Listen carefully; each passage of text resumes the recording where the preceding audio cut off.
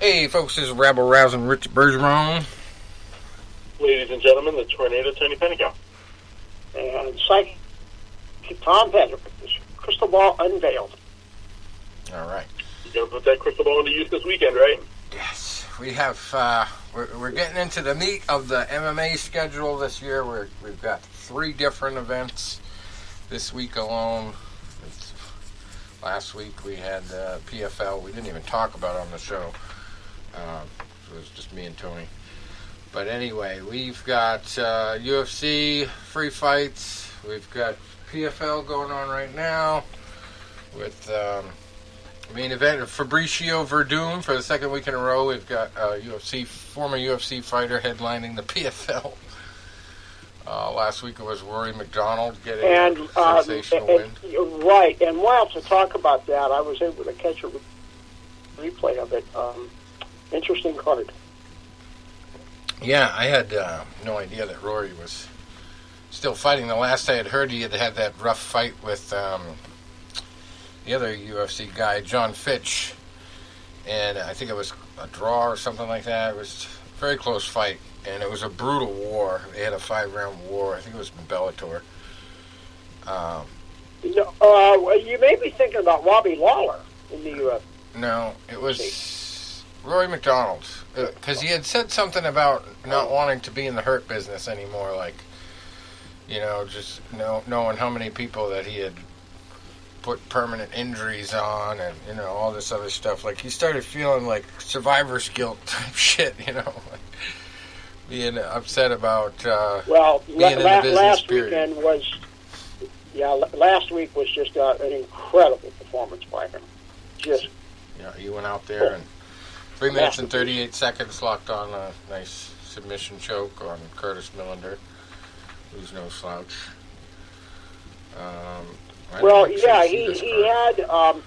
He had his back, and he had a body lock, and he eased. It was just big because his opponent was defending the choke, so he eased the body lock and started to allow the guys to think I can get out of this, and he forgot about his neck. It was just a beautiful setup. God, it's so good. So he's back. Definitely back in a big way, and I believe he's had a little bit of time off, so that usually helps in situations where you're moving leagues and all that. Second fight, co-main event, Ray Cooper III beating Jason Pawnett by an arm triangle choke. That was 1 minute and 23 seconds in.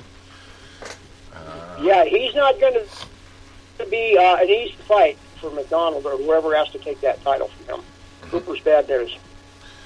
Yeah, again, it's a Professional Fighters League is a tournament format too, so winners move on and all that stuff, and there's a point system for the type of win, whether it's a knockout, decision, submission, all that stuff. João Zeffirino also getting a win over a UFC veteran, Gleison Tibau. That was a unanimous decision. Emiliano Sordi over Chris Camozzi by UD. Antonio Carlos Jr. beating Tom Lawler by a guillotine choke, which is 17 seconds left in the first round.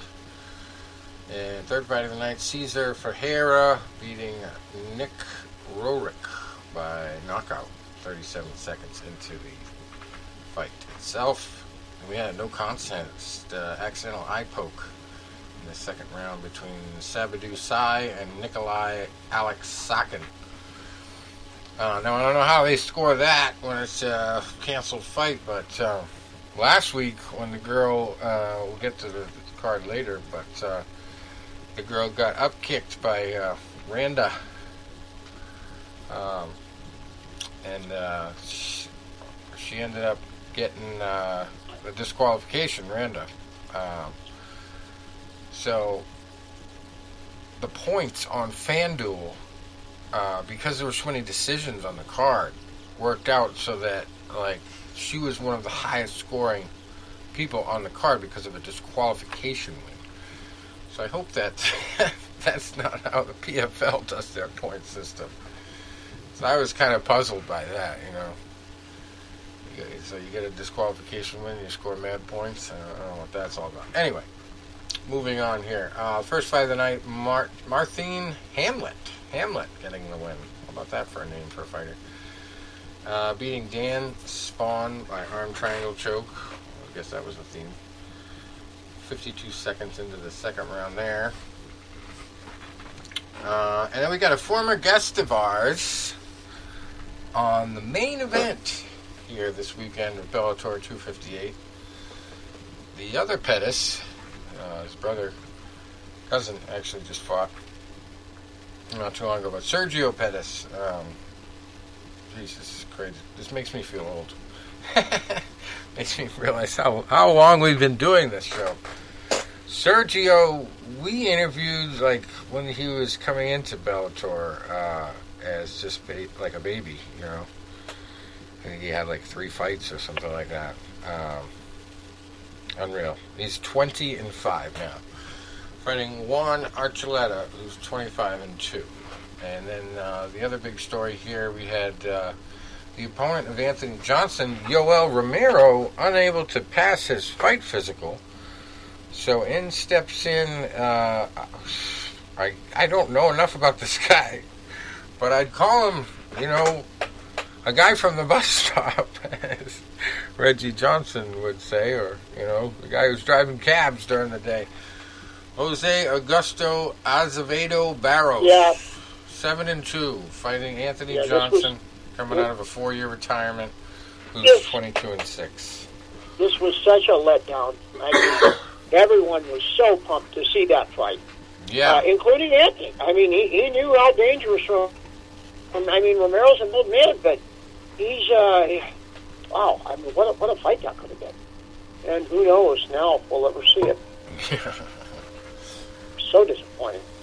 I would have rather seen somebody that had already lost get an opportunity to fight again and postpone the fight, you know. At least somebody with a name. Yeah, good point. We've got this guy I've never even heard of. I didn't even know he was signed to Bellator. Who is this dude?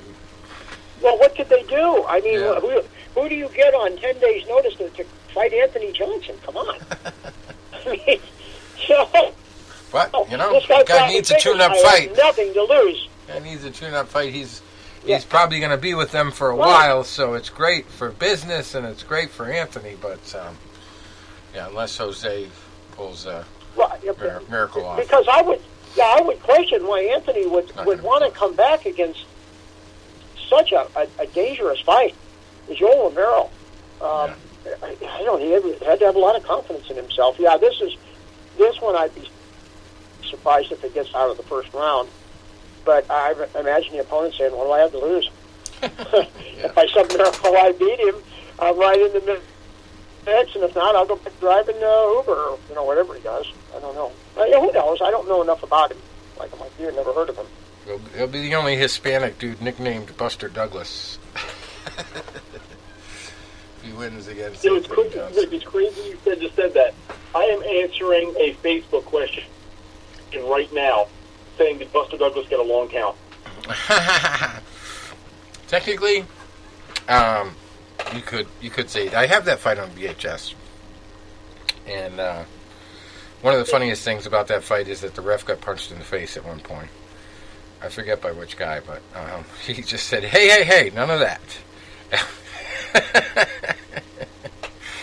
Like it was on purpose or something. I think it was accidental. I'm pretty sure it was accidental. But yeah, that long count, I think I looked at that like 10 times the next day, and it was like 12 seconds total if you counted it out like you normally would seconds. I didn't do it by stopwatch. Here's exactly first now. Yeah, here's what I'm seeing first right now named Kane Graves. If you go back now, did Octavio Maron, who was the referee, start the count late? Yes, he started at 1 when he should have started at maybe 3 or 4 because that's what the timekeeper had. But you look when Douglas went down on his back, he propped up to his elbow and he hit the ground, and then he looked right at Maron. And Maron was 5, 6, 7. Okay, Buster Douglas got up at the count of 8. You know, wiped his gloves off, continued the fight. So say Maron picked the count up at 4. Okay, boom, 4, 5, 6, 7, 8. Douglas is going to be back up on his feet because he was coherent enough. If you go back and you look at when Tyson got knocked down in the 10th, Moran did the same thing. He started at the number 1, not at where the timekeeper had it. So Tyson was actually on, because Tyson got up at the count of 9, and then they waved it off. He was actually on the ground for a legit 13 seconds, trying to fumble and get his mouthpiece. Yeah, but, it never should have come to that in the first place. As far as when talk about a long count, I mean, come on. Well, yeah, I mean, it's like one of those things that's up to the referee's discretion anyway.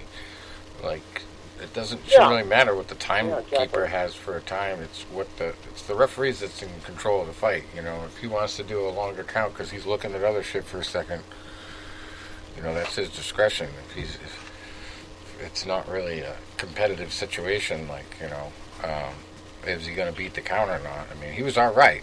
He was definitely all right. He wasn't close to being knocked out. It's just people that were pissed because they bet on Tyson. We should raise that controversy, I think. Yeah. Not the people that were pissed that bet 42 to 1 on Douglas. Yeah. So anyway, the Bellator card this weekend, or actually tomorrow. Anthony Johnson talked about Patricky Ferrieri, the brother of the other Pitbull guy that just calls himself Pitbull. I think Patricky just goes by Patricky. He's 23-9, kind of a journeyman type. Hasn't been as successful as his brother, but no less tough. He's fighting Peter Queally, who's 12-5-1. And then we have Michael Page back in action. He's had a little bit of a layoff. He's 18-1, fighting Derek Anderson, who's 17-3. We got Josh Hill, 20-3, fighting Rafion Stotts, 15-1. Lorenz Larkin, 22-7, fighting Rafael Carvalho, 16-5. Patrick Mix, 13-1, fighting Albert Morales, who's 10-6 with 1 draw. Logan Storley coming in with just 1 loss, 11 wins, fighting Omar Hussein Abu Farah, 7-3. Sounds like a guy on the top 10 watch list, doesn't it? I'm bad. Johnny Eblin, 7-0 in the 4th fight of the night, fighting Daniel Madrid, 18-6. And then another former guest of ours, Henry Corrales, 18-5, 20-13. He's one of those guests we mentioned time and time again because of the comments about, he was so happy to get the new teeth. That's the style of fighting he likes. He doesn't care if he has to risk his teeth. He gets new ones. What could be bad? Anyway, he is up for a fight here. Weber Almeida in the 2nd fight of the night, 5-0, fighting Johnny Soto, who's 3-1. 1st fight of the night, Eric Perez, 19-8, fighting Blaine Chute, who is 8-4. And then we'll get to tonight's fights later on because they're still ongoing. Claressa Shields is on the TV right now. She's just had her first ring walk tonight, even though she's not fighting until June. She got to do the simulation. She's working with Winklejohn and Jackson down there. Now, what weight division will she be fighting at? Do you know? Oh, geez, I have no idea. She's probably talking about it right now, but I don't want to put their show on our show. We'll probably get shut down for copyright violations. Anyway. Well, I'll tell you what. This will be pretty interesting to see how she does. I think she's really been working on. I think I heard earlier they were talking to her, and her rival is going to be that Kayla Harris. So whatever weight she's at, I think that's. If they're in the same weight class, that's what I'm asking. I honestly don't know. I think they are.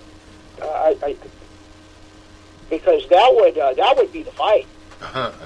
I mean, Kayla Harrison would probably be, you never know for sure, but Kayla Harrison would make it really interesting. Of course, again, we don't know how Carissa's going to, if she's been, I have to assume she's trying to broaden her game out.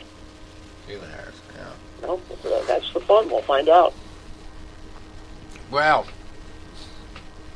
I don't know if Snoop Dogg has heard this story, but you might want to start investing in a new fight league, because Florida State Boxing Commission has removed marijuana from their prohibited list. So, talking about the PFL, Snoop is going to start the HFL, the High Fighters League.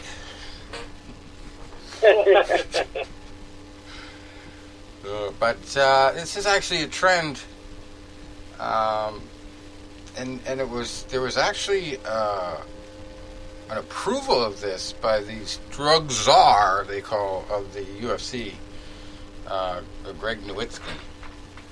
So this is kind of interesting, but it also kind of, not even to be funny, opens up the window for the Diaz brothers to have a preferred venue.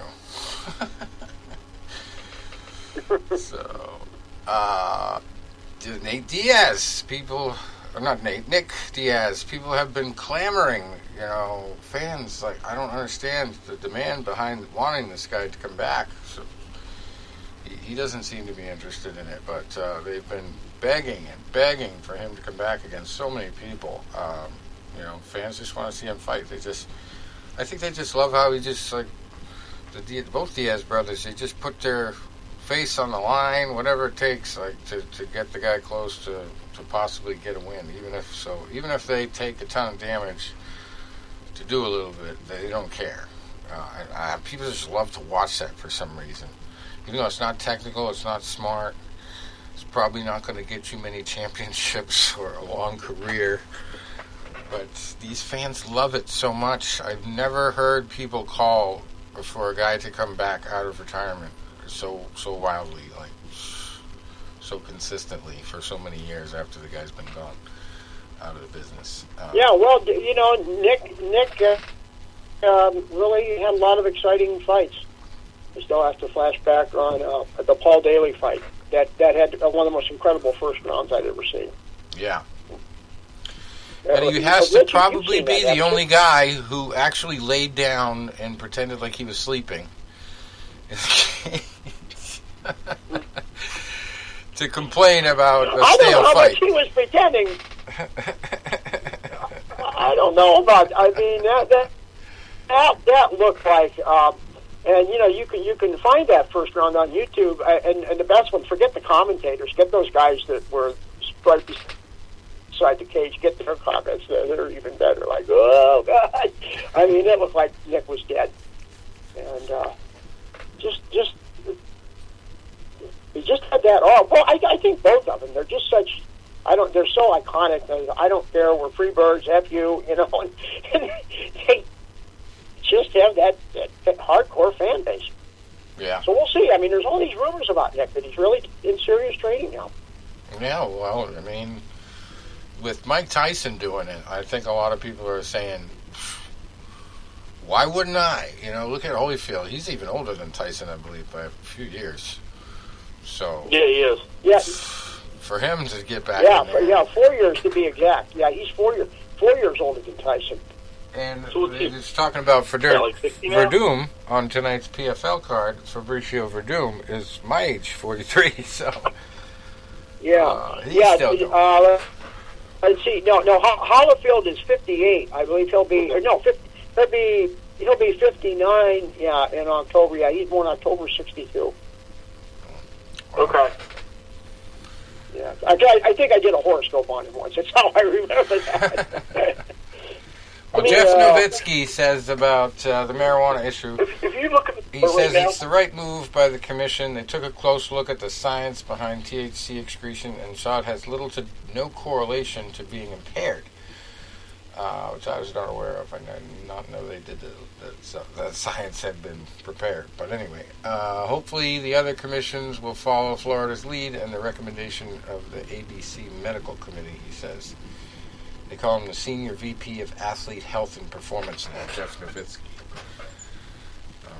But it's, even though that it's actually already been a move that the UFC and USADA have already announced they're not going to suspend people for as the units, it hasn't been passed at the state levels. So the states could still, even though the organization is not going to punish you, the state could say you can't fight here for 6 months until they all pass it and allow it. But it's crazy. It's unbelievable. And it makes you wonder, like, could they do events like a Snoop Dogg fight league? Well, you have to get high before. That would be ridiculously funny, I think. But I don't know. That would probably be outlawed.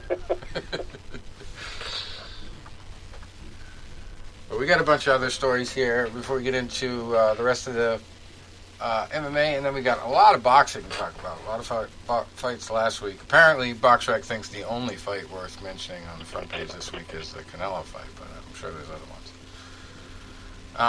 Big news story in Puerto Rico. Felix Verdejo Sanchez, big-time world-class boxer, total scumbag move.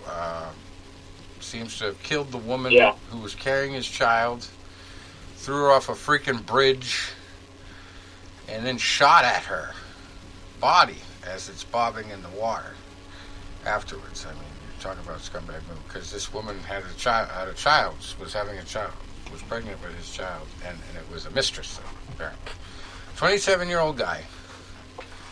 Charged with kidnapping resulting in death, carjacking resulting in death, and the killing of an unborn child. And it looks like he will probably face the death penalty in Puerto Rico. Yeah, because like I said, if it's down there, they don't have like the leniency like that we do up here, where death penalty is inhumane and stuff like that. No, what's inhumane is throwing your pregnant girlfriend off a bridge and shooting at her body. Yeah. So does this guy deserve to be sat in a chair and then run up with some electricity? Absolutely. Yeah, it's just a brutal story, and it's crazy. The only thing I think of worse is what happened here in New Hampshire. I think it was last year. There was a crazy story of a couple. The husband caught the wife cheating with some guy, made her lure the guy to a park, then shot the guy, made her cut the body up, and then, beat the crap out of her when she wouldn't, and then she did, and then they both got caught. So it's just ridiculous what people will do over love affairs. I mean, just no rationale whatsoever. And this guy's only 27 years old, so I don't think you can have an excuse of what some of these older boxers, when they have an episode, and shoot themselves or other people could argue. Like, I don't think the brain damage can get you off of this one. This is just sick. This took planning. He had like something to inject her with before they even left to complete the mission and throw her off the bridge. So, just disgusting shit. And he's lucky he's on the Philippines. That guy, the president over there, admitted in an interview in the past, going out and shooting drug dealers on purpose in the street, murdering drug dealers. So, jeez, unreal. Fact is stranger than fiction, right there. It really is, unfortunately. And then we got kind of a deadbeat mayor of the week here, I guess you could call him, Tito Ortiz. I don't understand the city government here in Huntington Beach, but they call him the Huntington Beach Mayor Pro Tem. But then they call him a city councilor for the rest of the article. So is he both?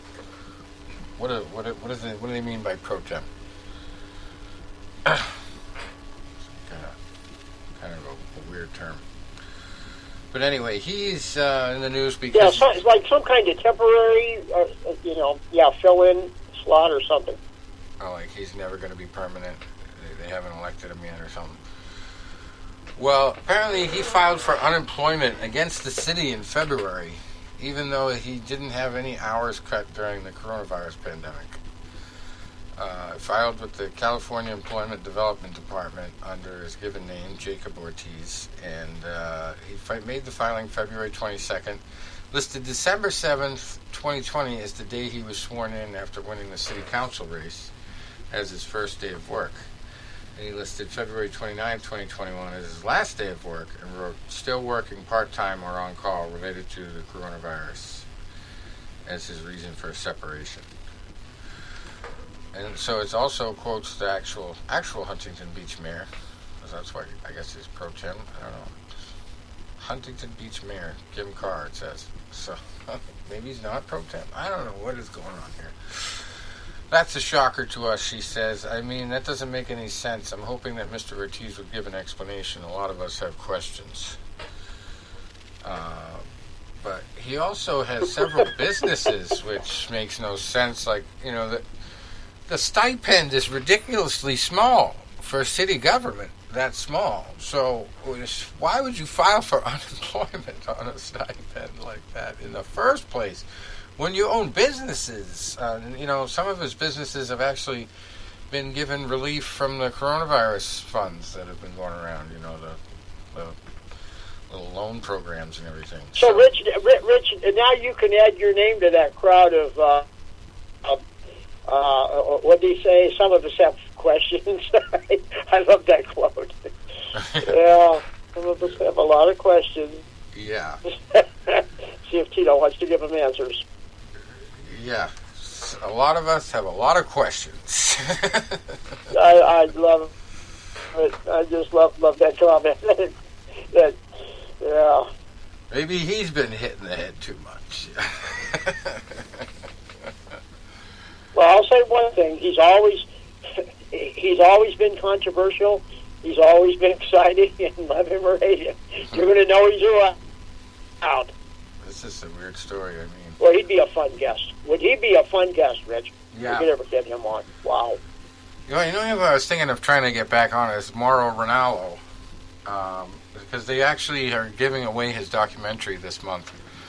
The bipolar rock and roller, and I remember when he first mentioned that tagline on the show, I thought he was joking, and I laughed out loud. But he was dead serious, like that's what he calls himself. So it'd be interesting to interview him again now that he's running the Bellator commentary. And one of the questions I'd want to ask him is, what's it like? What's it been like in the pandemic when you're like, you know, getting into the action and you like scream real loud about something, and then you look around and like everybody's staring at you because you're in a tiny arena with 12 people. Like, does it ever feel like, oh shit, you know, there's my disorder, like embarrassing me?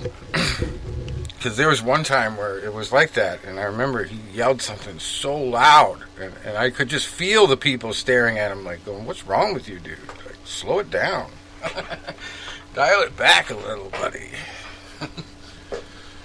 But he does get loud, and it's effective, you know, because that's his job. But I remember we had a very interesting interview the last time, and I know I still got his Skype contact in Skype here, so he probably hasn't changed it. Probably still answers to it, so we'll see. See if we can set that up. Here's a very controversial legal story here. Real Water, a company out in Vegas. I actually went to a few events. To get on that with you. A few events out there in Vegas. This guy used to promote amateur MMA fights out there, and when I was out there during the Zions case, I would go to the events, and I was also very interested in the Real Water because my father was a big health nut, and he liked the alkaline water. And they did theirs by a different technique than my dad did with a machine from Japan, but they claimed to be like the only bottled alkaline water at the time, which was a technology that, you know, was kind of confusing, and like no other company had tried to bottle it. So anyway, they managed to do this out in the middle of the Vegas with a bottling plant on a very busy road here, from what I've discovered, looking into it a little bit. But They also hired a guy at this facility who had absolutely no experience. And it sounds like they had only one test that they did, that they had this guy in charge of. And it doesn't make any scientific sense to me what this test is going to tell you. Rich, now you do understand who the CEO of that company is. Our former guest, my former employer, Brent Jones, our former guest. Oh, we did have him on. Okay. Wow. Yes. He was our former guest, and see, he's fired me 3 times. So it's a strange relationship. I feel terrible what's happened. I mean, I feel bad for the people. Now, I guess he's fled the country now, from what I heard. He's in Panama. But the first time I worked for him, he had me go, this was 2006, and I spent about a year out there. And he was hardly an MMA fan at all. And he was like a lukewarm boxing fan. And, well, when you're in Las Vegas, you got your fill of everything. And I kind of created a monster with him in the MMA thing. And then we didn't speak for a couple of years. It was an acrimonious divorce. But then we sort of made up in 2012, and that's how I got on this show.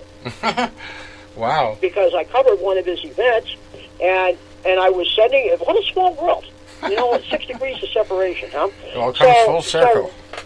What I told Brent, I says, what I'm going to do is just send my story out to just every MMA format, and then you responded, and you said I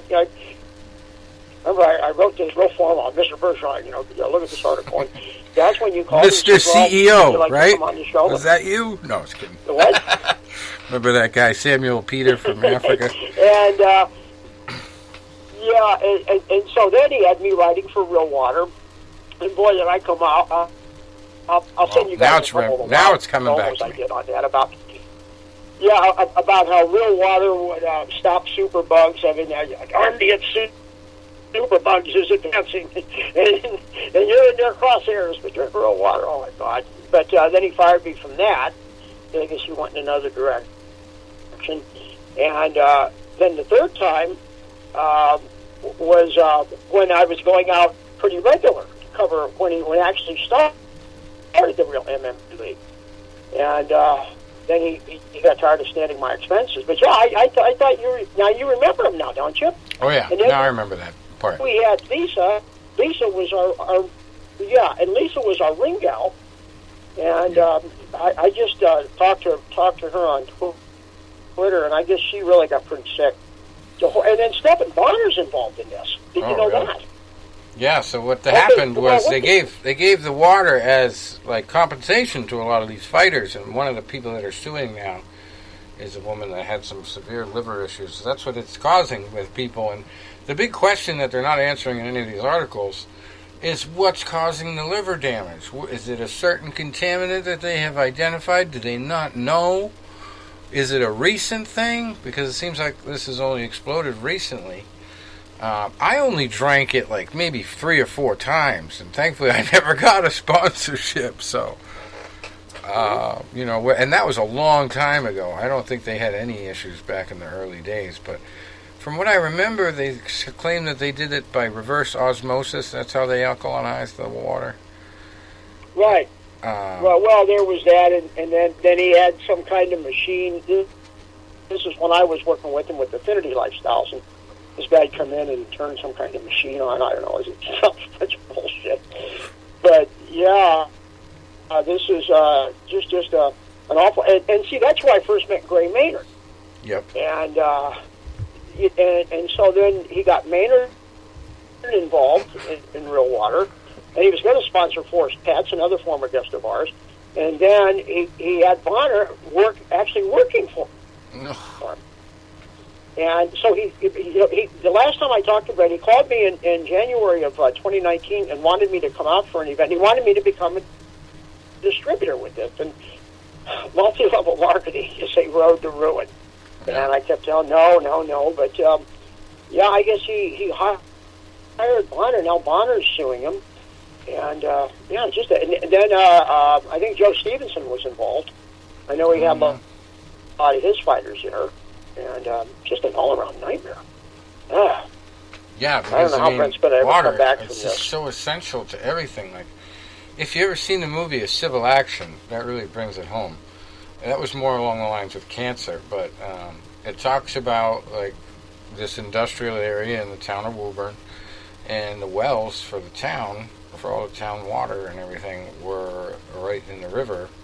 And on either side of the banks, there was these big industrial operations. There was a tannery, there was a big factory, and they were all dumping stuff out in the back, and it was seeping into the river and into the water supply. And so a bunch of people got a cluster of cancer. And the problem with these kind of lawsuits is it takes armies of lawyers, experts, and lab reports, and just crazy amounts of money to put it on paper and prove it to a judge or a jury. If it has to come down to that, people don't immediately settle. And when you've got these companies with huge law firms, I mean, it's ridiculous. So this is an uphill battle. Brent's in Brent's going to have his hands full with this one because he's also a Scientologist. In addition to multi-level marketing, which a lot of people despise, and then Scientology. Wonderful. And now I've watched that Leah Remini thing from like cover to cover. So Scientology is a bad word to me now. And see, Brent was always pushing the envelope. Like when I was going to the company every day, he'd want to mix. You don't mix religion with business. Yeah. And Scientology, well, funny story. It's just cult. It's funny that you mentioned that because there was a woman that was very involved in the science story who was communicating with me both before I had everybody on my side and after I had everybody on my side who was invested. She was like a big creditor and everything in the company. She turned out to not only be a Scientologist, she was on the Leah Remini documentary. Her name was Janice Grady. And she's in like a whole episode. So I was like trying to go back to all her emails that she sent me and see if she had ever mentioned Scientology, and she never did. Never did, but same lady. Well, see, part of Brent's problem, he was always cutting corners. Yeah. Always cutting corners. He came up with this fuel additive. You're supposed to squirt a little bit of it in your gas tank and get better gas mileage. And he wouldn't put directions in there how much you're supposed to use. And I says, why don't you tell people? He says, well, if you don't use enough, it doesn't work. If you use too much, it doesn't work. I said, well, how are you supposed to know how much to use? So he got the cheapest caps.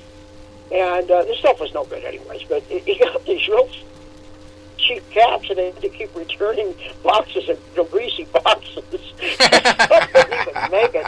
And this has been a pattern, and he really didn't want to pay anyone much. And I changed the matrix around so people would get more. And Chuck Thomas, who had 4 Super Bowl rings back with the 49ers, he snapped the ball to Joe Montana. Well, he was, there's no pension for NFL guys, or at least there wasn't then. I don't know about now, but back then. And poor Chuck was stuck with this multi-level marketing gig. Yeah. And I remember changing the matrix around, and he was happy we got a little bit more money. But Brent was opposed to that. I mean, it was just, this has been an ongoing problem, and a lot of colorful characters in that. Our one doctor was in the halfway house. He just got out of prison for tax evasion. One of our leading health experts. It goes on. Change topics. Yeah, and the other thing is, like, we'll see how it comes out. Let's follow. For this real water story, where was the water actually coming from originally? Was it coming from Lake Mead, or was it? Are there city wells where you can go down and access water from the city water? Or is it? I mean, because Las Vegas is pretty dry, and when I was out there, they were working on putting what they call a second straw into Lake Mead because there was only one straw going in there, and I don't know if that covers all of Vegas or if Vegas still has like.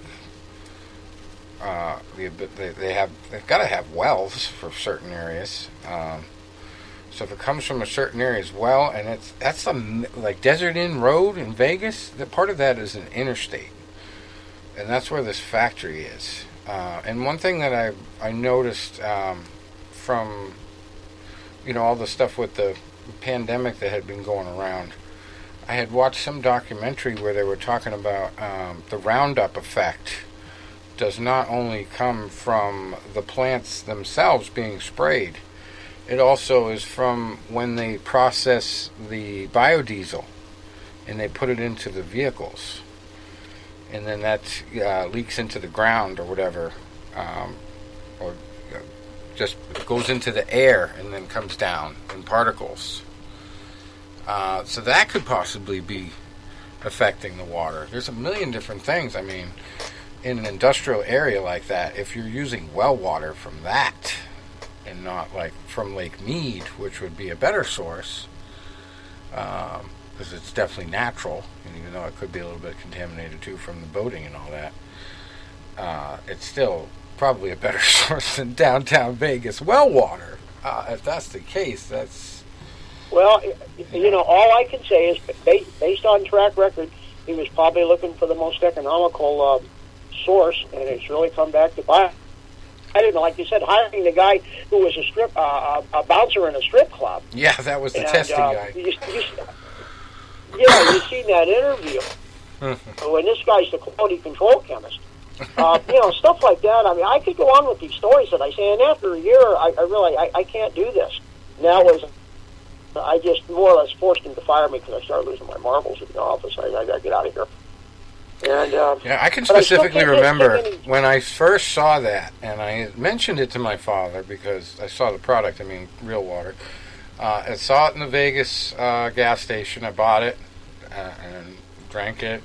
Didn't notice a big difference. But the first time I drank my dad's water out of the machine, I noticed it was like drinking a cup of coffee. It gave me energy, like water never did. So, this, I didn't notice the difference, but it didn't convince me that it wasn't alkaline water. But my dad had told me, I remember, that it's impossible to bottle it. And somehow this guy had figured out a way to bottle it. And it sounded believable with all the diagrams and shit they had on the back of the package of the bottle. But, I don't know. I don't. Now that you're telling me about all these cut corners, who knows if it was even actually alkaline water? What are the testing? Well, Brett was a brilliant guy. I mean, he passed the California bar exam the first time around. Wow. And there wasn't intellectual firepower or lack thereof that was the problem, but it was just things just never ran smooth. Never. Yeah, it's interesting. I saw this movie today. And then he's been sued before for the Scientology thing. There was a Catholic girl that really was so offended by Scientology. I guess she really had some emotional damage, and I think sued. But Brett was always able to skate out of it. But I just get the feeling this could turn criminal. Yeah. I mean, I don't know if anyone's died from this, but I know there's been some people that will never be the same. This could be criminal. Yeah, I hope it's not. The guy that from the strip club that they hired to be the water tester, he didn't drink it before they hired him, and then he brought some home to his dog, and they had to take his dog to the vet. So he stopped giving his dog the water, but didn't tell anybody. And when you hear you hear the same thing over and over again, and this testimonial of this guy in court is going to be devastating, just devastating. Yeah. I mean, if you're Brent's defense attorney, how do you argue this? I mean, there's a lot more videos too of other stuff, but just crazy story. And in Panama, I don't know if he thinks he's going to avoid anything in Panama, because if this turns criminal, there are extradition treaties from Panama. Yeah. Right, he could get himself kidnapped out there too. I mean, maybe he can. Well, maybe he can avoid the civil consequences, but if this goes criminal, I don't think Panama is the place for him to be. But I'm sure the. Oh boy! And then Lisa, our ring announcer, another former guest of ours. You guys remember her? Lisa King, I right? was able to get her on. Yeah, Lisa King, and so I guess she got sick. So I just contacted her on LinkedIn, and I guess she's doing a lot better. But We ought to have her on the show again to talk about that. I mean, that's a crazy story. It's a big story in the league, you know, in the circle there. But yeah, I did see the pictures too. They put the pictures out of her in front of the real water. She had a whole agreement to like promote it. So Yeah. crazy stuff. But yeah, that's the big. So I guess story. this is the end of real MMA. That's for sure. Yeah. Oh man. That's too bad. Because we had such big plans, but even there, though, never had any plans to go pro because he wanted to keep an amateur, so he wouldn't have to pay anyone. It's always that, you know. Yeah. Always that angle, you know. Always that angle. God bless him. Well.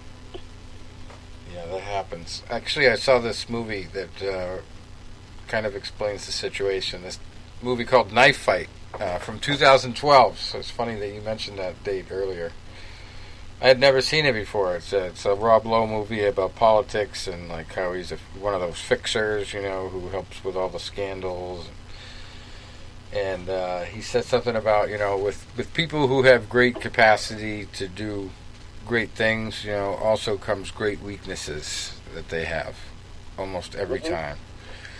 So it's how he explained like governors who have, you know, gotten 80% of the vote, having crazy affairs with 7 different women, shit like that, you know. So it was funny. And there's like a whole speech in the middle where he does like 7 politicians in a row of scandals and explains, you know, they did this, but they also did that. You know. Good movie.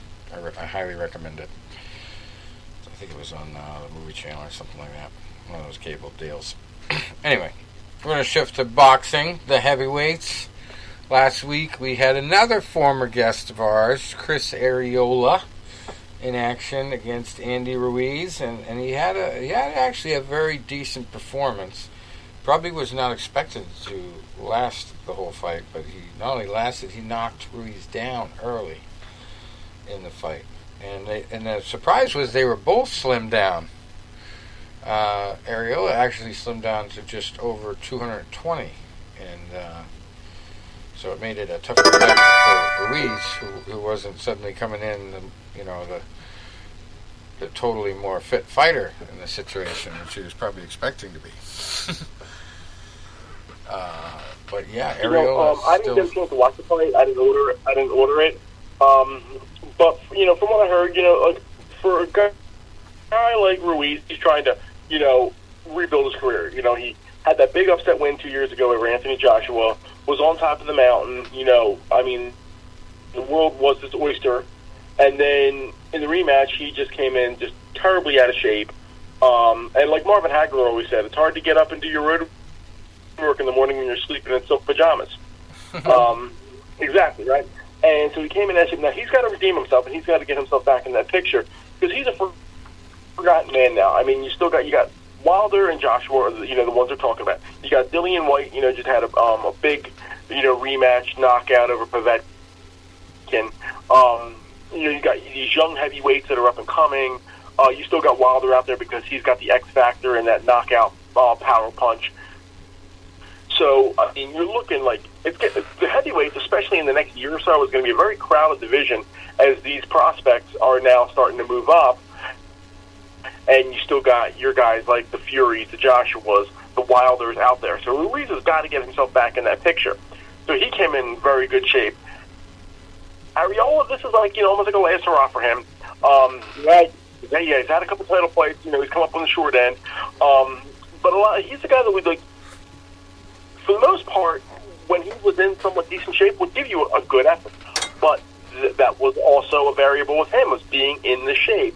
So I think, you know, you had a situation where they're, you know, especially that they're both of Mexican descent, there was a little bit of that bragging rights in there. You got one guy trying to rebuild his career and one guy on a last hurrah. Like I said, I didn't see the fight, but, you know, you had Arreola scoring a knockdown. I think it was the second round. And then, yes. As the fight went on, you know, Ruiz, you know, was the busier fighter, landed the more punches, and even Arreola kind of admitted that, yeah, Ruiz Ruiz should have gotten the decision. I mean, but he was pissed off when it was so wide, like 117, like 111, or 117, 110 maybe. I forget what it was. They were very wide scorecards. And he goes, you know what? He goes, those judges can suck my fucking dick. You know, he's never one to shy on his words. When we had him on the air like 10 years ago, Tom, this was before you were with us. Like, for one of the first things he said to us is, he's like, you know what? And he's like, hope I don't get in trouble for cursing. We're like, no, not on our show. He's like, great. And then the F-bomb started going. There were two guys I remember. One of the first things they said to us was, am I allowed to curse? And that was Chris Ariola and Diamond Dallas Page. Because Dallas, I asked him a question, he goes, am I allowed to curse? I'm like, yes. And he was like, that mother effer, blah, blah, blah, blah. Yeah. I got to send you that audio. Yeah, I didn't get to see that one live, but I heard it was an entertaining scrap. Well, yeah, and Ariola got hit in the shoulder almost or something, and you know he was having some shoulder issues. Probably about the 8th round, I think, and he had Ruiz a bit hurt in the 3rd round also, and it really looked like he was going to make a fight of it, but he should have been going to the body more, I felt. And he just couldn't seem to. The right guy won, and yeah, the judging. The judges had it was a wide card, but it was one of those fights where if a guy loses a close 10-9 round and he loses a bunch of them, the fight seems like it's one-sided. It's closer than the card would reflect. So I can see that, right. but the right. Because Ariola, some of those rounds were a little challenging, but Ruiz was the boss. He pretty much, right. once he got on track, but he didn't stop it though. And just like you said there, it's funny you said that, Tom, because like you go back and you can look at two examples of fights that had like scorecards, and I can even go back into amateurs with some of the amateur judges that I remember working with. And sometimes working against. You can watch. I remember watching a fight one time, and it was just a dreadful, dreadful, dreadful affair. And fighter B had no intention of doing anything but lasting the distance. And it was just a pedestrian effort. Fighter A took it to him for 10 rounds, and it was 190. Fighter A won all 10 rounds on all 3 cards. Wasn't even competitive. And then I've watched other fights where every round was close, but fighter A was just a little bit better every round, and that card was 190. And if you look at in the scorebooks, it's the same, but if you watch them, so much different. I remember even when I was fighting, there was a couple. One judge, he was from Penn State, and he would always come and talk to me before the fights. And one time he kind of hinted to me, you better knock him out to win tonight. And when I didn't, he had me grossly behind on the cards. If you would have looked at those 3 cards, and you would have well, he won 2-1, but 2 of the guys had him winning, but 1 judge had him losing. And you looked at the judge that had me losing, I lost every round. And in the way the college ranks went, so say Rich and I were fighting, it was a 20-point must system. So Rich and I are fighting, and it was supposed to be if the round was closed, it was 2019. If the round was clearly for one guy, it could be 2018. If it was dominating, 2017. Losing 2018, 2018, and 2017. I was 7 points behind on the cards when it was over. The other 2 judges had me winning. So just it always goes on if the judges are 1 paying attention, if 2 they've already basically filled out the cards before the fight occurred. So it's you see crazy shit like that.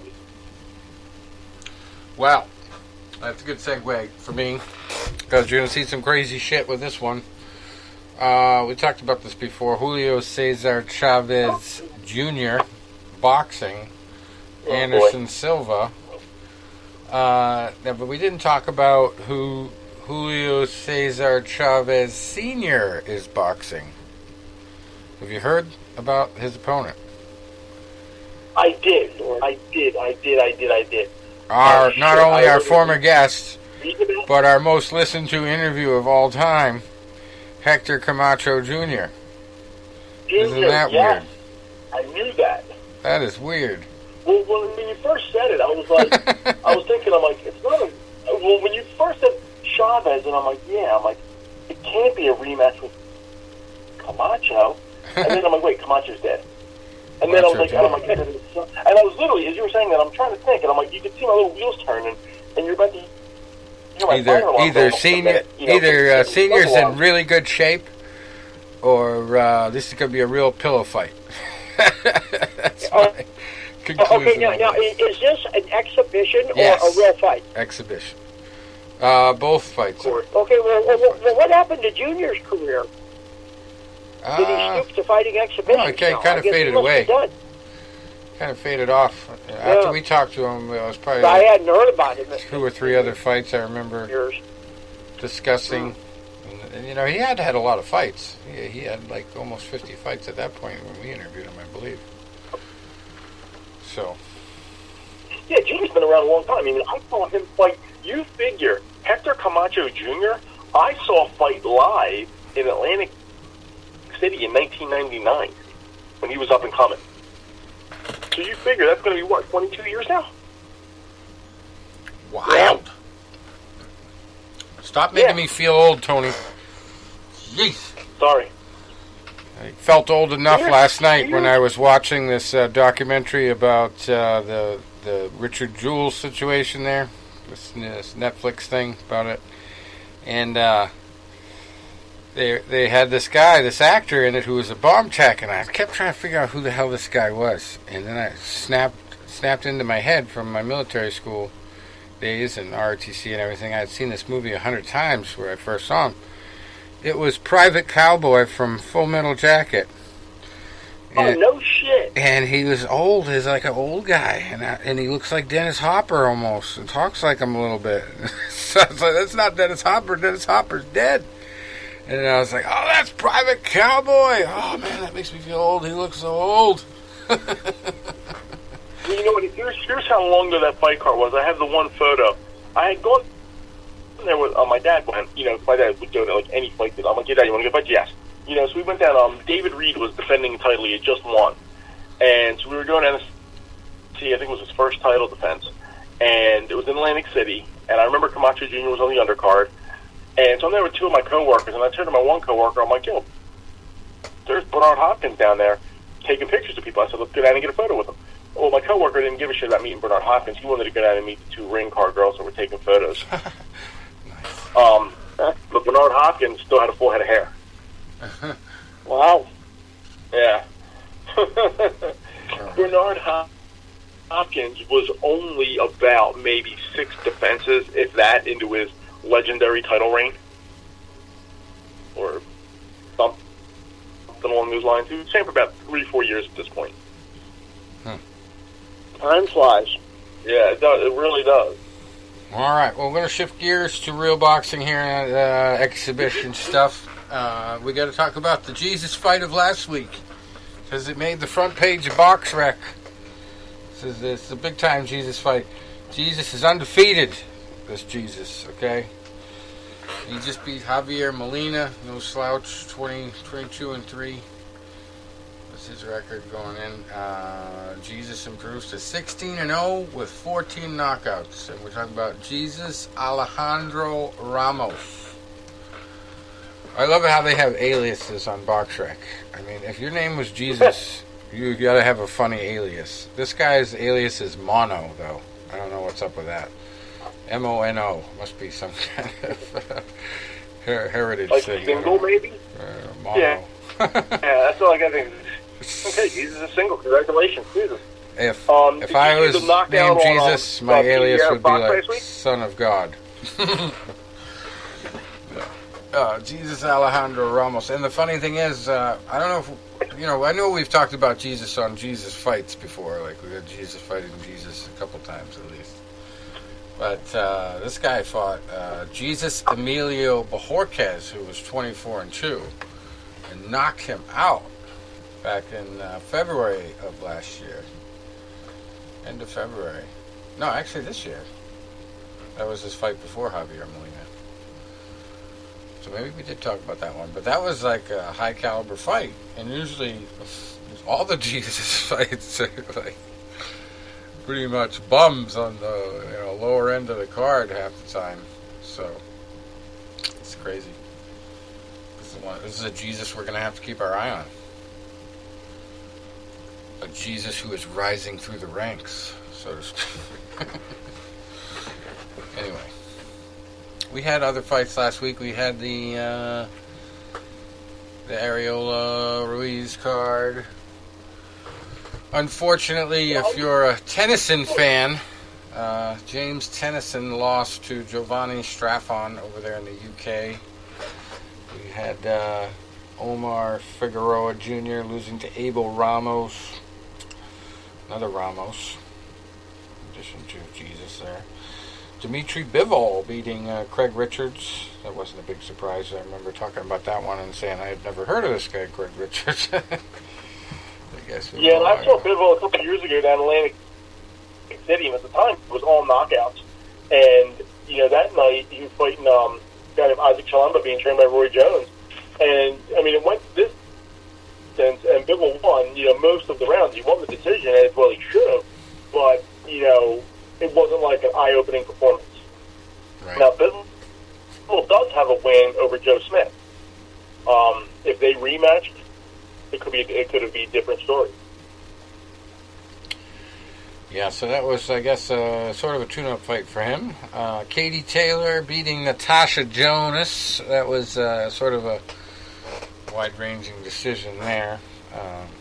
Erislandy Lara beating Thomas Lamena. That wasn't a big surprise. We talked about that one last week, and we specifically mentioned I don't think Thomas has fought anybody at that level. I'm looking at Lamana's record right now. A very long time. Yeah, because I'm looking at Lamana's record right now, and I remember he had fought last year, in the beginning of the year, before the whole pandemic, and he was fighting in Philadelphia, and he's a Philadelphia kid. He was right over this bridge in New Jersey, and he took a pretty good beating from a guy named Jorge Cota, and they stopped it fifth round. He was really, really taking a pretty bad beating, and I think the corner threw the towel in.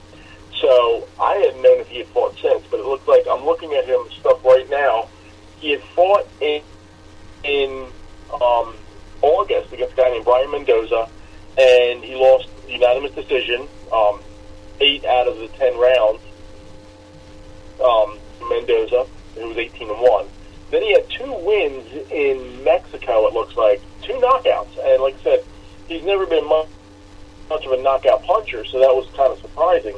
Because out of 30 wins, he only had 12 knockouts.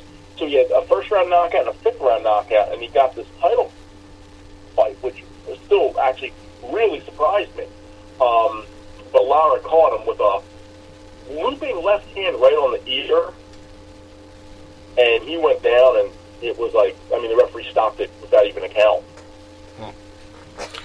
Newsflash, Tom. Kayla Harrison is in a different division than Claressa, according to what the rankings showed. Unless there was a second page. That's kind of a shame. Kayla Harrison's so badass. She fights like a man. Yeah. And I don't say that lightly. She is so badass. Now, they need to hire Cyborg. Shields, like I say, you know what she's... Yeah, yeah, exactly. And you know how Claressa Shields has done in boxing, and that's the fight. So, what weight division is Shields fighting in? I would guess welterweight, or I don't know. I think she's middleweight. That's 185. Jeez, that would be huge for her. I'd have to say welterweight. Okay, so I believe Kayla fights 155. Lightweight. Oh, we need a catchweight or something. Lightweight. Okay, so Kayla's 155, and Claressa would be at 170, or maybe 185. Well, I don't know how many women they have fighting at those heavier weights. I don't know. Well, that's... Good question. I guess we'll find out. We'll find out in June. Anyway, a couple more boxing matches from last week. Sebastian Fundora beating Jorge Cota. Eduardo Ramirez beating Isaac Avelar. And then we got to go to this weekend, Saturday, the big boys, Canelo and Billy Joe. Canelo and Billy Joe. I mean, we got like I said, a lot of chatter, with this week going into the fight. Chatter, chatter. I think. I posted a little video. You had some 2 days ago that Saunders was going to, pull out of the fight because of the ring dispute, and they said they agreed upon a 22-foot ring. They were only going to give like an 18-foot ring, so which would hamper his style because he's a boxer and he's a mover. And he was going to pull out of the fight. They were like, "We're leaving." Now, I heard, and once again, these are only things that I'm hearing on, chatter. That I heard one of the Charlo brothers was like, "Yo, he drops out, I'm in." He drops out, I'm jumping his spot. Because you figure, you take a guy like Canelo right now, he is the sport's cash cow. I mean, you have other names out there that are bringing in big money, like the guys like the Tyson Furies. But right now, Canelo is your cash cow, especially in your Latino community. Right. So he's the one that's bringing in, like, big numbers here. So say he fights twice a year. Now, this year I know he took 3 fights in about the last 6 months just because of the whole pandemic thing. But say he's taking, 2 fights a year on average. And say he fights 8 more years. Like, he's around 30 years old, and he fights 8 more years at a high level. That's only 16 more fights. You want one of those lottery tickets, right? You want to sit there and say, "Yo, I want to cash in and get this guy while the getting's good because I want to get a good payday out of this." Especially now that he's on top of the game.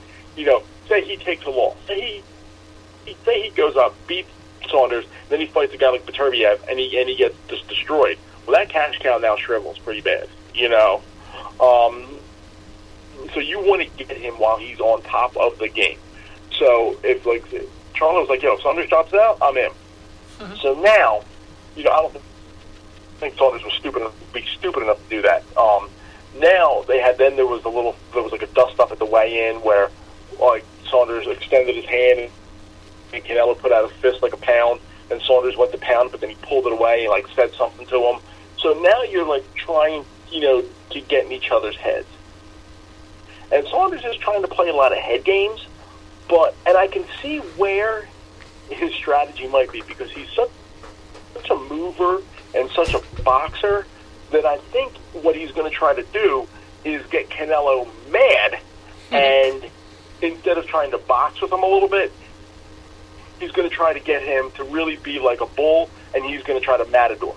So get Canelo coming in, swinging wild because he's angry, and then just use your angles, box, jab, stick, move, pivot, keep him off balance. But Canelo, it's not like you're talking about a young, guy that has not been in this moment. If he was fighting a guy that maybe wasn't used to this moment, I think that strategy could be effective. Canelo's been here, 20 times now, if not more. So you're right. He's going to, maybe, but Canelo, I think, is smart enough that he's going to sit there, press the action, but not recklessly press the action, which is what I think, Saunders would. Well, it's interesting to me and what in the early rounds, the whole ring thing has brought to this because, both of them are accusing the other now of being less than a man because of the ring dispute. I guess Canelo called him the P word. Yeah. The P word. And then Saunders said, "You got no bollocks." So that's over the ring size. I think you've nailed it. Yeah, it's like and now here's how I see this. Here's how I see this fight unfolding. The first few rounds, because Saunders is such a good boxer and he's got such good footwork. Go back and now the fight I'm comparing to is about 7 or so years ago, if not more, where Canelo had some issues in there with a good, slick southpaw boxer, the guy we just talked about, Erislandy Lara. Lara, southpaw, good movement, gave Canelo fits. Might have even, won that fight, just not got the decision. So I think, you're going to see Saunders try to duplicate that effort but against a much better Canelo than he was back then. Look at Canelo's upper body movement then and compare it to his upper body and defensive movement now, night and day. So I think, Saunders is going to give him angles, going to give him movement. Canelo has become a very patient boxer where, especially I went to the Danny Jacobs fight 2 years ago. I watched this Sergey Kovalev fight. And he, a lot of those rounds, he was using movement. He was setting everything up. And I think that's what you're going to see here. So Saunders might even take a few early rounds, but during that whole time, Canelo's going to be using right hands to the body. He's going to do just like he did to Callum Smith, and he's going to be beating him on the arms, similar to Marciano's style. And by the second half of the fight, it's going to be a Canelo fight. I don't know if he'll stop him. There's a very good chance that he might, if he can really wear him down. If not, I think it'll be a decision. It'll be a justified Canelo decision. Not a, I can't believe he got that decision. Well, it's definitely not going to be a pushover because Billy Joe is undefeated. He's not a knockout artist or anything. He's only got just short of half of his wins by knockout. And he's fought a lot in the UK. He hasn't really been across the pond too much. Last time he fought in the U.S. was November 9th. Right now. I'm going to tell you November 9th, on there that I really know. 2019. Marcelo Esteban Caceres was his opponent. He was undefeated at the time, 28-0-1. He knocked that guy out at the Staples Center. Fought in Canada that was 11 rounds. In 2017. But yeah, most of his fights have been in the UK. I remember the fight with David Lemieux. I mean, he really outboxed Lemieux. He made Lemieux look bad. He had the fight with Willie Monroe Jr., and he beat him by decision. Golovkin stopped Willie Monroe Jr. in 6 rounds. David Lemieux is the only guy he's fought with over 35 wins. Andy Lee was close. He had 34 2-1 back in 2015. And Martin Murray, sorry. That I want you to take notice of. He was 39-5-1. Eubank Jr. beat him by a very close split decision. That was in 2014. Yeah. Andy Lee, who was a good fighter, beat him by a very close majority decision, and only because he knocked Lee down twice, or else that would have been a draw. Your boy Spike O'Sullivan beat him by unanimous decision. That was pretty wide on all the cards. So those Spike. are really names that I recognize. Someone should do a documentary about Spike. He's a hell of a character, that Spike guy. Oh, yeah. Somebody should do a documentary on him. I saw him once in Boston, Dorchester, where I grew up, right around the corner from my house. He was at our armory building fight. That wasn't as intriguing as his most famous fight there with the stool got thrown or something like that. I remember vaguely. Yeah, there was some brutality going on there. I forget whether it was his act or somebody in his corner, but yeah, there was some shenanigans.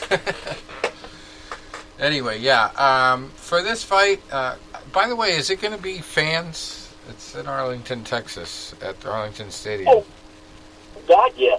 Well, they're allowing fans. Because they're having it at Dallas Cowboy Stadium. Cowboy Stadium seats probably close to 100,000 people. Yeah. They'll pre-sale. This was the sale before the tickets went on sale.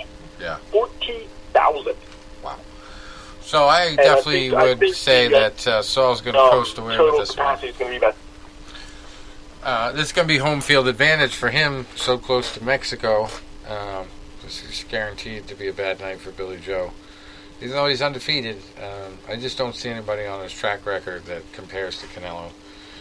And how do you prepare for a guy like that? Saul Canelo Alvarez is the most complete fighter I've seen in a long time.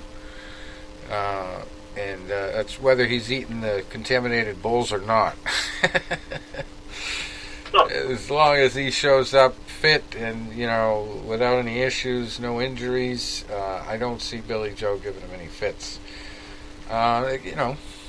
It could be a good knockout punch that he ends up sneaking in if he fights brutal like he wants to and rough and tumble. But the longer the fight goes on, Canelo can make adjustments. The biggest thing with me watching Canelo, some of the replays of his fights as leading up to this, is the head movement. The guy is one of the best head movers in the game. And he doesn't necessarily rely on it either. He's not one of those guys like Roy Jones Jr. who will keep his hands down and only move his head. He also uses that hands-up defense a lot. He doesn't do any kind of shoulder roll crap like Floyd Mayweather. He's hiding behind distance and range and the ability to move his head out of the way and put his neck on a swivel and also put his hands up when he needs to. I mean, it's just a total, complete defensive and offensive game. And nobody's challenged it since Floyd, so who else is out there who could at this weight? I don't know. A lot of people have hyped this as a big time fight, but I think a lot of people are going to be disappointed. I don't know what Billy Joe Saunders can bring to the table that's really going to challenge Alvarez, unless, like Tony says, he makes it a WWE match and gets a little rough in there and uses intimidation tactics and maybe an elbow here or there. I don't know. Something's going to be really dynamic to his game to really throw Alvarez off. Well, that's my take on that one. How about psychic? What's in the crystal ball? What are your psychic vibes, Tom? Agree. Same thing? Second that emotion? Well, BoxRec was right. We've only got this card to talk about really this week. There's one other fight in Spain I will mention just because it's a good matchup, but this is a horrible week for boxing otherwise, so this Canelo card is saving the week for the sport. But over in Spain, we have another Molina, Samuel. He's 15-0, fighting Villarreal Simeon, who's 22-4, and that's one of your biggest barn burner fights of the week here. Otherwise, you have to go over to Rotterdam, Netherlands, and see Josimir Polino, 8-4, fight Milan Russo, who's 1-58. How'd you like to be the one guy he beat? Wow. Yeah. He should be 158-1. Got to get a draw in there too, Yeah. God damn, it's hard to believe. Yeah, so the other fights on the Canelo card are worth mentioning too, although they're not really big namers that everybody's heard of. They're definitely fights worth mentioning. Light flyweights, Elwin Soto, 18-1, fighting Katsunari Takayama, who's 32-8. That's for a title, WBO World Light Flyweight title. And then we got a super welterweight fight between Karen Conway, who's 16-1, fighting Soleiman Sissoko, who is 12-0, for the WBA Intercontinental Super Welterweight title. And Frank Sanchez at heavyweight, he's 17-0, looking for his 18th straight win, fighting Nagy Aguilera, who is 21-10. I believe we also have a Christian Aguilera fighting this week.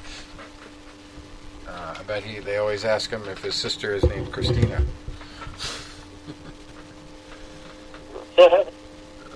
That does it for this week. Those are the big fights in boxing, so we just got to clean up what's going on right now. Professional Fighters League, which Fabricio Verdum is working on finishing right now with an armbar.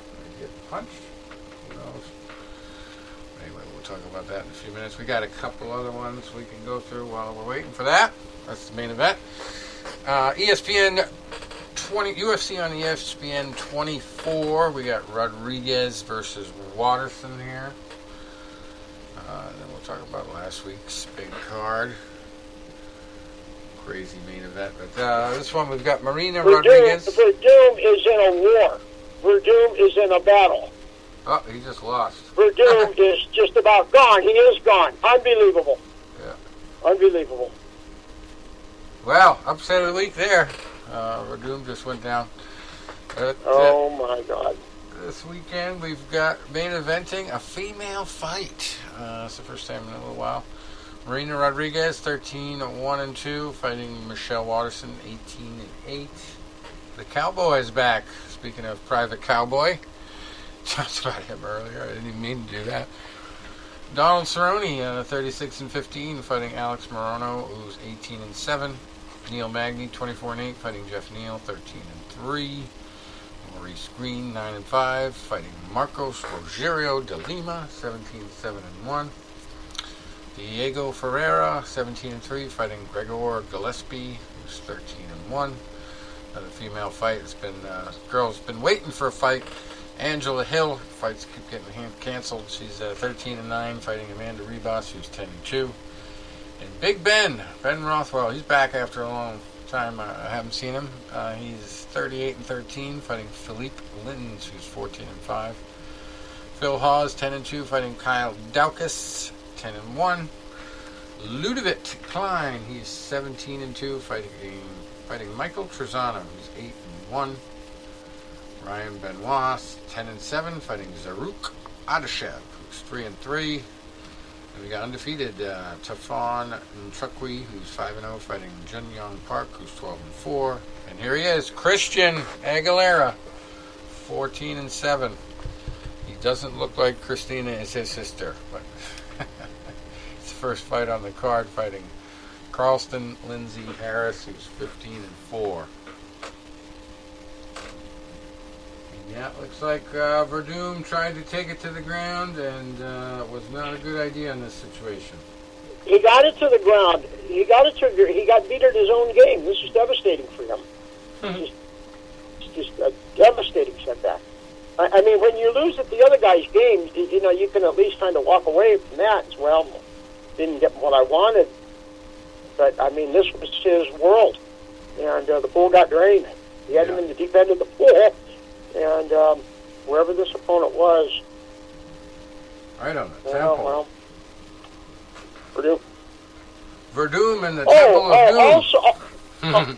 Also, while we're on this topic, the latest rumors from around here is Stipe is really... He didn't need to come in at 230. But that just sort of happened. Because he started training around 240. And when you've seen the two of them in there, we've discussed this, how it looked like two different weight divisions. So Stipe is planning on coming back around a minimum 240, maybe 250. Now, assuming he can gain weight, and, we all know how hard it is to gain weight, good weight. It's easy to gain, the wrong kind of weight. That's pretty simple. Yeah. But if Stipe comes back at 250, we'll see how that grappling match would come the third time around. If he can get another shot at him. Because it looks like now Ngannou is going to be fighting Derek Lewis. So now the rumors are John Jones and Stipe. Yeah. Well then. What do you think, Rich? That would be crazy. Yeah. But I think I would like Jones in that fight. Unfortunately for Stipe. But well, see, we have to see what he looks like. It's the fight. We have to see what he looks like at heavyweight at some point, and that's kind of a step Well, up. It's a big, big step it's the up. fight to make, because Jones has not proved anything for years now. Yeah. He's been a point fighter for years. So what can he do at heavyweight? And if he can beat Stipe, he's beat the guy who's won more heavyweight championship fights than anyone. So why wouldn't Jones want to fight? And if Stipe beats Jones, he's right back in the mix again to fight the winner of Ngannou and Derek Lewis. And that's not a slam dunk for Ngannou either. I know the first fight, you could say that Ngannou was still kind of... I think Verdum just said that... the first time.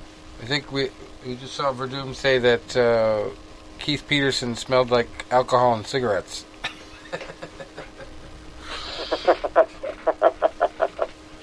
But so that's kind of the rumor.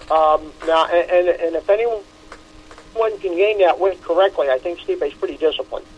So we'll see. That'll be a great fight, though. You know, he's that's a definitely gatekeeper type fight now. That Stipe is kind of on the downside of the loss there. But yeah. And if Stipe can be in shape at 250 and fight Ngannou in front of a live audience, because we still don't know anything about Ngannou's stamina.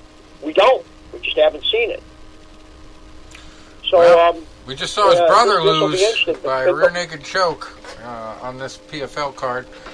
Fabricio Verdum losing by TKO in the first 2 minutes and 32 seconds in. They just gave the official time. Kayla Harrison in the co-main event, winning against Mariana Moraes. She made it easy as 1-2-3. 123 into the first round. TKO. She just basically was standing over, mowing down punches, raining down punches. It was just tossing her around. Definitely not much of a competition there. Before that, Brandon Sales over Muhammad Usman.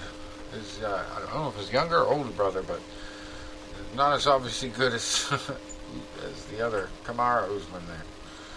He's definitely the bigger brother. I don't know if he's older or younger, because he's a heavyweight.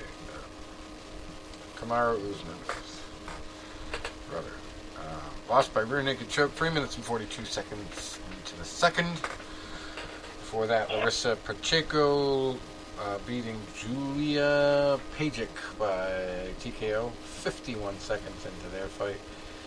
And this one was another heavyweight battle. Bruno Henrique Capoloza over Ante De Lija, who took only 46 seconds to knock out his opponent there, Bruno. That was a pretty vicious one. It looked like he was doing not so good, and then all of a sudden he landed a looping right hand, nice little hook. De Lija stumbled, and boy, Capoloza just came in, and I haven't seen heavyweights throw that fast in a long time. Just total straight 1-2s, and just put his lights out pretty quickly there. So that was some good intensity there. Before that was a very technical fight. Caitlin Young boxed her way to victory over Cindy Dandois. Got a little bit close to a guillotine choke, standing guillotine choke there in the third round, but Cindy couldn't get it done, and Caitlin got the unanimous decision win there across the board. Before that, Gina Fabian over Laura Sanchez. Dennis Golstoff over Muhammad Daris. That was a TKO, 4 minutes and 21 seconds in. Gina fight was a decision.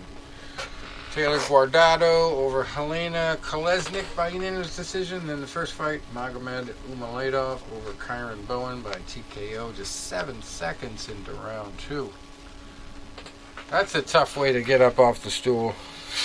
7 seconds later, you're on the ground.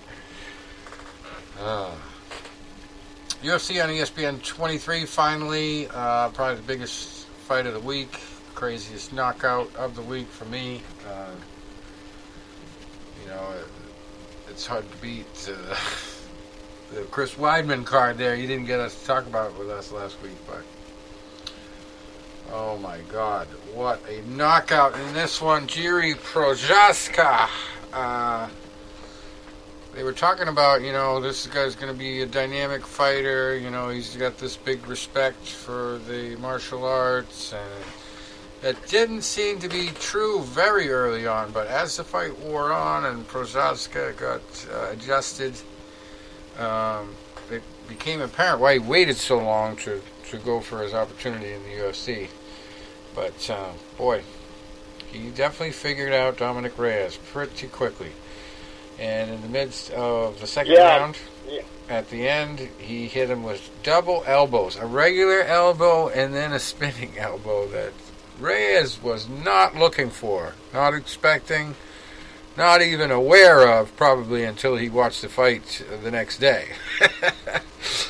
Because he went down like be a lot of sack questions of potatoes. Yeah, was he Johnny with that John Jones situation? I mean, I don't think 2 losses after that ruin a career, but there's a lot of questions about him now. A lot of Yeah, questions. he's just. So we'll see. I mean, It wasn't very good defense on his part. I didn't see a lot of hands up. He had heart like you wouldn't believe, durability like you wouldn't believe, a chin like you wouldn't believe until that last elbow connected. But you could tell he was fading, and it was not going to be a good night if it went to third. And it looks like we have controversy with Verdum now, because there's apparently was a tap, and Verdum let go of the submission, and then he kept getting punched, and the referee didn't see the tap. Well, oh boy. I did see him jawing at Peterson, so that's why I made that joke. But Keith Peterson has some controversy himself from Dominic Cruz saying that alcohol and cigarettes comment. He's never been able to live that down. He's actually been joking about it himself. I think he loves that because it keeps him in the news. Why not? But anyway, Jiri Prochazka comes in there with a weird-looking haircut. That was going around in the memes. He got like the Muay Thai cone coming out the back of his head with all the ties on it, and he definitely looked a little bit sloppy, a little bit kind of trying to figure things out in the first round. But boy, he made a difference in the second round and totally made all the right adjustments. Started connecting with some dynamic stuff. And Reyes, I think, was the perfect matchup for him too, because Reyes is just kind of like that Forrest Griffin type fighter. He's just going to come in there and beat you with the basics. He doesn't really do a lot of spinning stuff, flying stuff, elbows even. He's mostly knees, punches, and kicks. That's it. And boy, it was good while it lasted. I thought they were really going at it. And if Reyes got a lucky shot in, he was going to put Prochazka out in the first round. But obviously Prochazka has a good chin too. So I'm excited to see what he does next. Reyes, I don't know what you do at that point when you're in the big spotlight, main eventing, and then you get beaten in a couple tough situations like that. How do you change your game to be that elite level and have another close fight with a championship level fighter again? Or do you start to realize you're not good enough? He's going to get another chance, and his next fight, I really think, is make or break in the UFC. I mean, because he's lost 3 in a row, if you want to call that Jones fight a loss. Yeah. So he's lost 3 in a row now. So it's got to be showtime for him. And I bet on Cub Swanson last time on FanDuel, so I bet on him again this time, and boy, I did not do well on the FanDuel because I had him on both cards, and it was one of the worst performances of the night on this card because there were so many decisions. He ended up losing the first round, 1 minute and 3 seconds in by a Giga Chikadze kick from hell to the liver. This Giga Chikadze guy, boy, he's well put together, and he's snappy, and he's not easily frustrated. He's very confident. He's like supremely confident. He actually reminds me of the old praying mantis guy there from boxing. What's his name? Victor Archinian? Yeah, Victor Archinian, back in the day when he was just knocking people out. So vicious. Giga Chikadze. He's a little bit smaller, but he's just definitely one of those type of guys that just hits harder than anybody at his weight, and he's going to be dangerous. He's going to be a champion at some point in the UFC. But boy, he made quick work of Cub Swanson, and that's tough. Tough to watch a veteran like that go out so quickly in a fight when you expect a war. But yeah, he's the real deal, this young guy Chikadze, so keep an eye on him. And then I had Dustin Jacoby on one of my cards too. He ended up in a split draw with Ion Cutelaba, and it was mostly because Cutelaba had a good first round, but then basically gassed out. But it was also a lot of kind of not lay and pray, but stand and pray. I guess in the first round, he kind of hugged him from the back for most of the round. But yeah, that was kind of a crazy fight to watch. Sean Strickland was one of my good picks. He got a unanimous decision victory over Krzysztof Jotko. Mir Abdalashvili beating Cody Stammen by unanimous decision. I picked Cody on one card, I know. And then we had the disqualification one. It turned out to be the girl who scored the most points other than the main event.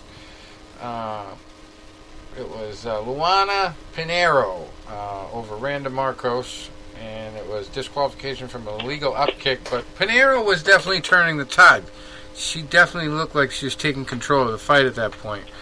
I don't know if she's going to win that round. Take her out that round, but she was definitely starting to build momentum toward winning the fight.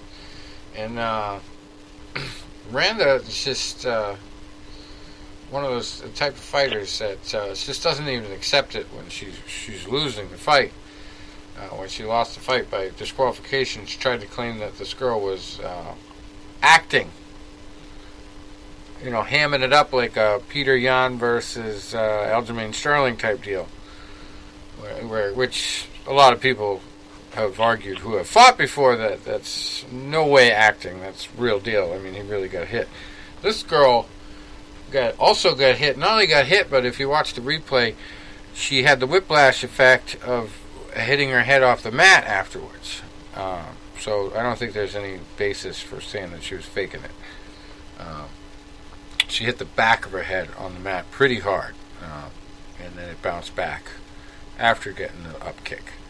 And Randa Marcos comes out afterwards and puts out this big statement about never having an illegal kick in the UFC, and the kick glanced off her opponent, and no, that's not what happened. It was a solid kick, and it's a mistake. When you have a mistake like that, you ought to own up to it. And she's had opportunity to watch the replay too, which makes it worse.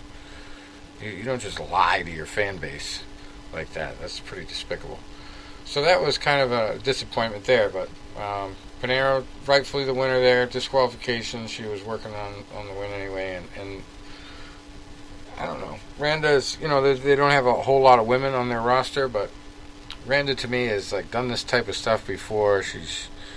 She's known sort of as a hateful, spiteful type of person. After the experience she had on The Ultimate Fighter, she just had a lot of bitter rivalries there, and it's not a very good image for a fight league to have her doing that stuff and not being sportsmanlike and all that. So I hope the UFC gets rid of her. Honestly, that's what I'm leading up to. But we'll see. We'll see. She is a name. She is controversial, so they might keep her around for that factor. Anyway, fifth fight of the night, T.J. Brown beating Kai Kamaka III by split decision. Before that, Luana Carolina beating Poliana Botello by split decision. That was a big upset. Botello was undefeated going in, I believe, and Carolina turned it around. Got that win. Konklak Sufasara over Sam Hughes. It was another female fight. That was a unanimous decision win for Sufasara. Andres Michailidis, the first Greek fighter to get a UFC win over KB Buller. That was one of my good picks there too as well. Felipe Diaz-Claris in the first fight beating Luke Sanders by unanimous decision.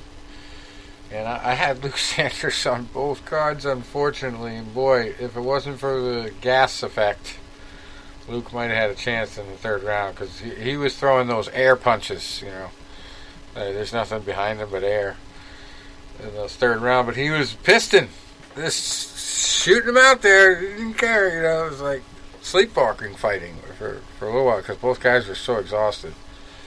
But that was a funny fight to watch at the end. Unfortunately, Luke just didn't have enough to pull it out there. Help me get a win. So that's it. That's all the events we have. We have, let's see, there's nothing else. But, boy, it's going to be tough to get used to Thursday, Friday, and Saturday every week. here on out with the PFL, Bellator, and UFC cards going on. That's a lot of MMA to keep up with. I'm not going to complain, though. We went from pandemic to free-for-all. So, lots of events to talk about anyway. Till next week, I'll work on trying to get us a nice guest. All right, guys. Let's enjoy the fight. All right. Good one this weekend. I'll see you guys later. Thanks for stopping by.